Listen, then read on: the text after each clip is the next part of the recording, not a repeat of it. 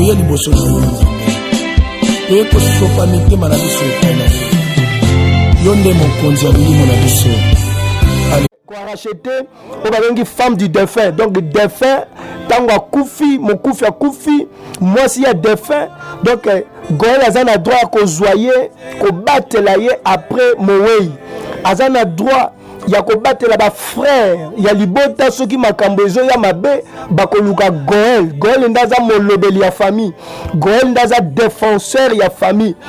Donc nakata ba responsabilité ya Goël babengi azana droit ya ko venger nation. Donc soki nation ezana problème Goël akoya atelemi lokola héritier du père pour na ko sala vengeance parce que nation na ye ezu problème. Donc Goël azali oyazo sala vengeance na peuple soki peuple bakoti na kati ya problème peuple bazo luka lisungi nani ko telemela bango nani ko lobela bango nani ko défendre bango hébreu abengi Goël. Goël akoya pour na ko défendre peuple o bazala kati ya problème na kati ya difficulté muta ko talela bango azate. Goël azakoya ko défendre ko venger bato misala o basali misala bambule bele ba futi bangote. Donc mutako ki ne défendre bato misala ba ouvrier o ba sala musala ba futi bangote mutako ba benge Goël yinda zana makoki ko tellement liboso na ba juge ko réclamer ba droit yango awa na mokale na Hébreu chapitre 9 verset 15 ba benge médiateur de la nouvelle alliance oyo ayaki pona ko défendre biso bana na Nzambe biso batu na Nzambe biso ba tondimeli Christ aye ko défendre biso epai na tata aye ko défendre cause na biso aye ko protéger biso aye ko venger ba difficulté na biso azana droit ya ko zwa royauté soki royauté za malamu te Goël azama koki azui royauté. Bien aimé Goël wana kaka ba benge ba bi azali parent rédempteur azali juge ya libota na ye juge ya batu nyonso na mokili c'est-à-dire azo défendre batu azali garant de la communauté. Bibliquement le mot parent ils ont plusieurs sens selon l'hébreu. Premier sens à liboso o babengi Goël parent babengi Goël premier sens à liboso babengi Goël pardon o babengi parent rédempteur. Premier sens Goël azanan celui qui rachète un parent masculin le plus proche. Au retang on a mokana na Nombre chapitre 35 verset 16 à 19. Au retang on a mokana na Ruth chapitre 2 verset 20. Au temps de Ruth chapitre 3 9 à 13. Toba ki zwa papier comment parce que oza malakisi ya komema biso to comprendre makambo na Nzambe ndenge nini etambolaka ba action na Christ ndenge nini salemaka. Bien aimé Nombre 35 16 19, Ruth chapitre 2 verset 20, Ruth chapitre 3 verset 9. Malo atokuti aza lisusu motoyo aza kopesa vie na ye kona batu yango Christ abi nazui ordre epai na tata ya kopesa bomo inanga epai na batu ebele ezali ordre o nazui ya kopesa pe naza na makoki ya ko récupérer bomo inangai. Donc on a ba responsabilité ya Goël. Deuxième sens ya parent rédempteur babenge shey na ki hébreu azali un parent par le sang biologique ou paternel, c'est-à-dire parent biologique. O la boti batu. Donc tango za papa za ko assumer responsabilité tant que père pour na libota na ye ko za responsabilité ya ko lia ya libota ko lata ya libota santé ya libota protection ya libota menace nyo se ko ya ba ko tuna parent o azali parent biologique o aboti batu. Ezali deuxième sens ya parent rédempteur. Troisième sens ya parent rédempteur babengi Karov azali un ami intime qu'on peut consulter dans un conflit familial. Donc ami intime baza ko consulter na moment famille eza na problème. Ami intime ya famille doit camarade ya papa na bino papa zate papa kufa papa na bino azaki na camarade mo banda ko tambola na camarade ne ya motema alors to papa zo kende ko kufa abi na papa o azaki camarade intime talaka libota na ngai talaka libota na ngana sima. Alors na moment libota ne eu problème, lokola papa azate na bomo bakoluka o babenge parent Karov azali ami du père, ami intime du père, bake ko consulter pour na ba conflit familial. Ozali sens ya misato ya parent rédempteur.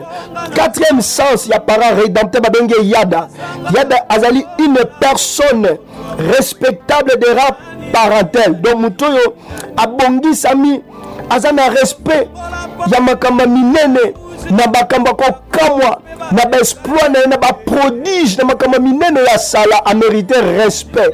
A mérité respect, na ba sacrifice à minene ya sali a mérité respect. C'est pour ça Jésus-Christ, dans sa qualité de parent, il a rempli toutes les qualifications. Jésus-Christ est notre Goël, il est Azali notre parent rédempteur. C'est pour cela Jésus, il est notre Goël. Azali ko racheter biso. Selon mon calendrier dans Romains, Hébreux chapitre 9 verset 15, Jésus Azali notre Goël. Ko racheter biso na moment makambo za mabe Yesu a racheter biso. Balobi, il est notre cher. Oyo na moment oyo tondimeli Yesu Christ lokola Seigneur Sauveur na vie na biso, nous avons par son sang précieux une vie de Dieu. Na nzela na makila na ye atangisaki yango na Golgotha. Notre parent biologique Jésus-Christ est spirituellement makila na Yesu Christ epesi biso bomo ya Nzambe. Donc bomo inatata tozo zoyango na nzela na makila na Yesu Christ selon mokala na Jean chapitre 6 verset 54. Okotanga version na okokende ko comprendre que Yesu lobi oya komela makila na ngai oya kolia musuni na ngai akozwa bomo ya seko. C'est-à-dire tozo zo bomo ya seko na nzela na makila na Yesu Christ. Jésus-Christ il est notre Karov.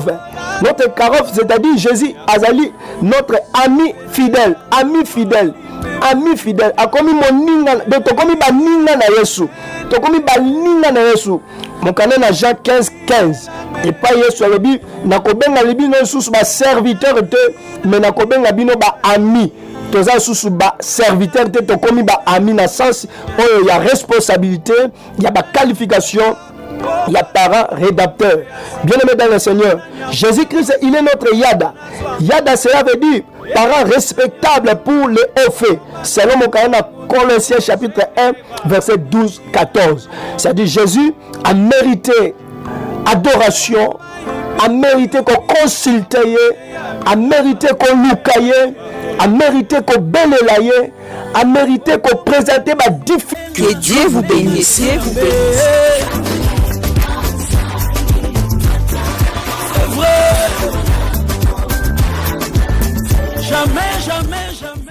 Qu'on a racheté, on a une femme du défunt. Donc, défunt, tant qu'on a koufi, mon koufi a koufi, moi s'il y a défunt. Donc, Goël a droit qu'on zoye, qu'on batte la ye après Moïse. Azan a droit. Il y a combattre là-bas frère, il y a libota ceux qui m'a cambezo ya mabe bakoluka Goël ndaza molobeli ya famille, Goël ndaza défenseur ya famille. Donc nakata ba responsabilité ya Goël babengi azana droit ya ko venger nation. Donc ceux qui nation ezana problème, Goël akoya atelemi lokola héritier du père pour la kosa la vengeance parce que nation na ye ezu problème. Donc Goël azali oyazo sala vengeance na peuple. Ceux qui peuple ba koti na kati ya problème, peuple bazo luka lisungi, nana ko telemela bango, nana ko lobela bango, nana ko défendre bango. Hébreu abenge Goël akoya pour la ko défendre peuple o bazala kati ya problème na kati ya difficulté muta ko talela bango azate. Goël azakoya ko défendre ko venger bato misala o basali misala bambule bele ba futi bangote. Donc mutako ki de défendre bato misala ba ouvrier o ba sala musala ba futi bangote mutako ba benge Goël yinda zana makokia ko tellement besoin na ba juge ko réclamer ba droit yango a na mokale na Hébreux chapitre 9 verset 15 ba benge médiateur de la nouvelle alliance oyo ayaki mpona kodefendre biso bana na nzambe, biso batu na nzambe, biso bato ndimeli Christ aye kodefendre biso epai na tata, aye kodefendre cause na biso, aye koprotéger biso, aye kovenger badifficulté na biso.